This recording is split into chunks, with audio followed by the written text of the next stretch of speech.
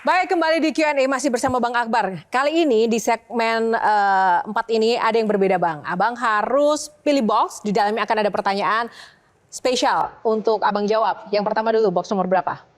Box Q&A time. Kita lihat.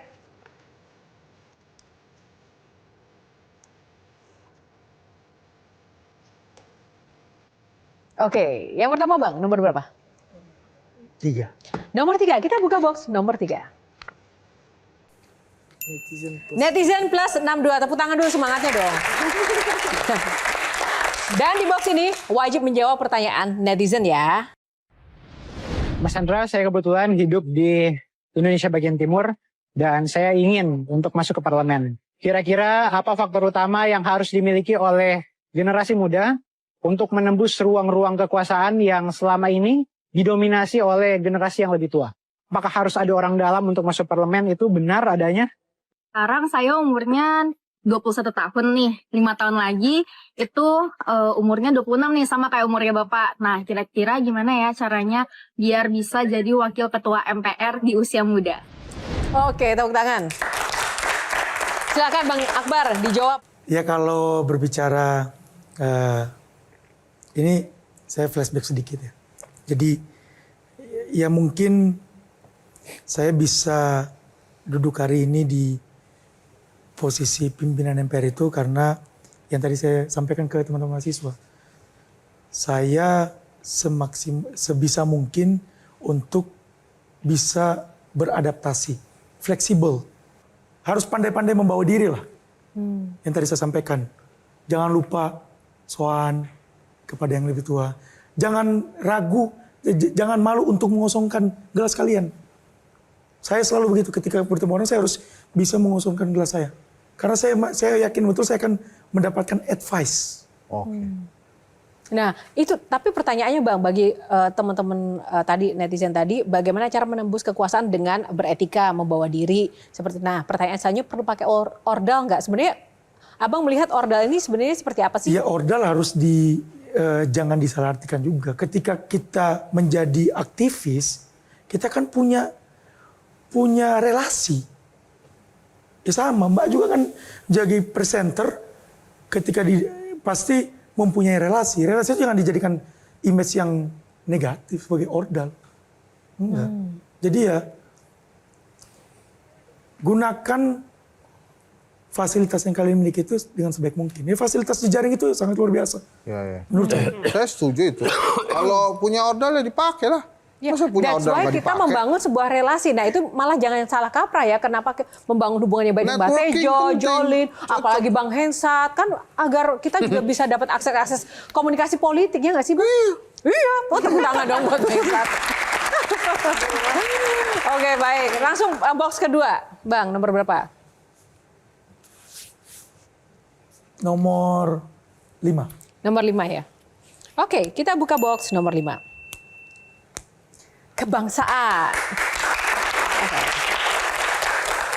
Sebutkan 3 wakil presiden yang inspiratif menurut Bang Akbar dan berikan alasannya. 3 saja. Yang pertama, Bapak Yusuf Kala. Bapak Yusuf Kala kenapa? Oh. Kenapa tepuk tangan Bang Hensat? Lah, ya bagus. Oh bagus, tepuk tangannya cepet banget gitu. Oh ya enggak kan, ya namanya juga tokoh bangsa. Ini yang kedua disebut juga saya tepuk tangan lagi. Oke, kenapa Pak JK? Ya menginspirasi anak-anak muda yang ada di wilayah timur. Oke, karena dari Sulsel juga ya, berprestasi. Yang kedua, siapa Bang? Kemudian Pak Tri Sutrisno. Wow. Saya sampai Alasannya? dengan sewaktu kami sowan ke beliau itu daya ingatnya sangat Kuat ya? kuat, Cerdas beliau. cerdas, strong. Oke. Yang ketiga, Kiai Maruf Amin. Kiai Maruf Amin. Oke. Ya ntar kalau saya nggak tepuk tangan ditanya kenapa nggak tepuk tangan gitu kan. Alasannya apa Bang? Beliau sedikit berbicara, tetapi banyak melakukan aksi. Enggak, tapi ini agak sensitif loh Jo. Oke, kenapa? Orang kenapa? begitu soal wakil presiden, pasti yang harus disebut adalah Muhammad Hatta. Oke. Nah, kenapa enggak itu? Itu menarik. Oke, kenapa nggak Muhammad Hatta? Bukan saya nggak memilih Bapak Muhammad Hatta, tapi tiga ini yang juga saya pernah bertemu. Mengalami langsung masanya. Masih ada. Oke. Bagus. Konkret justru Mbah Tejo ya kan. Kan kalau bisa milih lagi satu, Mas Gibran. Kalau apa? Kalau bisa menambah lagi, Mas Gibran. Cuma tiga, Oh Bro. kalau Cuma 4 tiga, berarti cuma tiga. tambahnya Mas Mas Gibran. Gibran. Kenapa Mas Gibran? Anak muda. Hanya karena anak muda? Beliau cerdas juga. Dan beliau beliau sama kayak Pak Kiai Maruf Amin.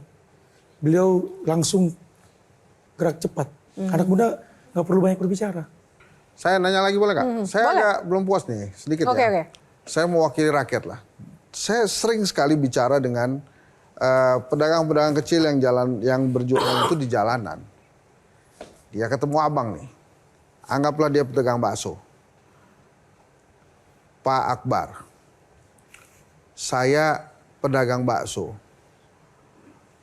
Pendapatan saya sama, tapi penghasilan saya berkurang karena bahan bakunya mahal-mahal. Saya nggak bisa ini hidup begini terus. Tadinya saya bisa bawa pulang uang 100.000, sekarang hanya tinggal 40.000 rupiah karena 60.000-nya tergerus dengan bahan baku yang mahal. Tolong bantu saya, Pak Akbar. Apalagi kira-kira jawabannya? Pasti ini menyangkut dengan regulasi. Regulasi. Ini yang perlu kita sampaikan ke pemerintah pusat. Dan lebih fokus lagi terhadap regulasi yang menyentuh langsung ke masyarakat. Oke, closing statement-nya kalau untuk Bang Akbar apa? Jadi sebetulnya begini, Bang Akbar, Mas Gibran, dan anak-anak muda lain di pemerintahan, itu Anda tuh menjadi standar hari ini. Kalau kalian berhasil memang menjadi anak muda yang mengubah Indonesia, maka akan banyak lagi anak-anak muda yang mendapatkan kesempatan untuk mengubah Indonesia. Bukan hanya sebagai wakil ketua MPR mungkin, tapi bisa jadi ketua MPR nantinya atau menjadi presiden kelak. Tapi kalau Anda gagal memanfaatkan kesempatan ini sebagai anak muda, maka yang merasakan kerugiannya adalah anak-anak muda lainnya yang belum mendapatkan kesempatan. Jadi menurut saya tantangan yang terbesar adalah membuktikan bukan kepada generasi tua, tapi justru kepada anak-anak muda lain di bawahnya, saya berhasil nih. Saya bisa, besok giliran Anda gitu. Tepuk tangan Bang Hensat. Terima kasih Bang Hensat. Silakan Jolin. Kurang lebih setuju dengan Bang Hensat ya, menambahkan sedikit aja gitu. Karena sebagai sesama anak muda ini kan ada baiknya kita saling memberikan pendapat gitu. Ya kalau dari saya jangan mengecewakan rakyat yang sudah membuat Anda duduk di kursi Wakil Ketua MPR RI, tetap menyuarakan apa concern-concern yang kakak baju hitam ini suarakan dengan idealismemu dan maju terus, itu aja.